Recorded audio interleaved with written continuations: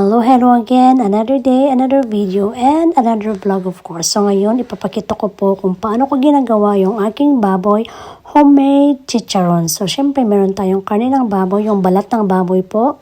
And saka natin slice ng ganitong slice para, yung ganitong hiwa para pakuha natin yung chicharon na size. And binilisan ko po yung aking paghiwa. Naglagay po ako ng tubig. Yung tubig po is marami-rami para lumubog yung ating karne. Saka ako naglagay ng 1 kutsarang asin pampalasa. Saka natin pakuluan and takpan po natin ito hanggang kumulo. So ayan, kumulo na po yung ating karne.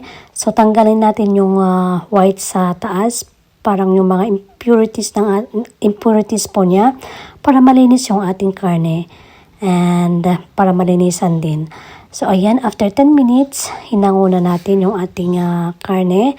So yung kanyang pagkaluto is hindi parang yung sinigang na parang lambot yung saktong kurot lang para hindi magdikit-dikit mamaya. So ayan, hiniwa ko na po yung aking karne sa ganitong slice, sa ganitong hiwa. Binilisan ko po yung ating slice and hindi ko pinakita lahat yung aking pag-slice kasi baka mainip po kayo. So ayan, ready na po yung ating karne, yung karne ng baboy. And palamigin po natin bago natin iprito. So ayan, malamig na yung ating karne, saka natin naglagay ng konting-konting mantika lang. Saka natin ilalagay yung ating karne ng baboy and syempre imekos-mekos lang natin hanggang lumabas yung mga mantika niya. So, hinango ko ulit yung ating karne, saka kukunuha yung mantika. So, ito po yung first na aking kinuha ng mantika. And nilagay ko po ulit yung ating karne hanggang maging konting brown lang. Saka ko ulit kunuha yung mantika niya para hindi maluto agad. Kasi kung may mantika siya, maluluto po agad. And so mga 2 or 3 times akong nagganito and marami akong nakuhang mantika na. So ito yung aking last na pagprito. So ganito dapat yung kanyang kulay. And ito na po yung mantika na ating kinuha galing sa karne niya o galing sa karne ng baboy. And then saka natin palamigin ulit, saka natin ilagay yung ating karne sa mantika din niya. Ibababad po natin ng overnight para makuha natin yung sakto talagang chicharon. And so ayan, nagpainit na po ako ng mantika after overnight. Then naglagay po tayo ng 1 piece para makita natin talaga kung magpapuff po yung karne. Para makita natin kung sakto talaga yung init ng ating mantika. So ayan, okay na po siya.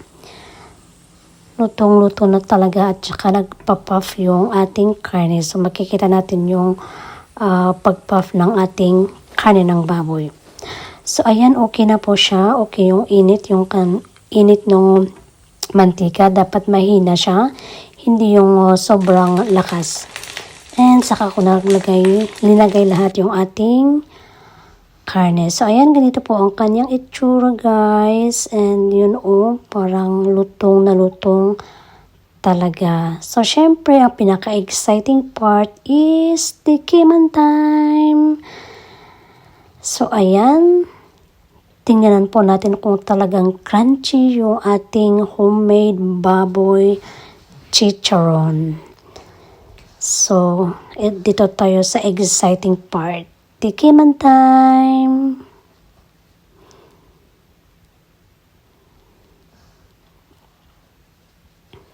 So, yun pang lutong na lutong talaga. And, papakita ko po kung gaano ka-crispy yung ating homemade chicharon.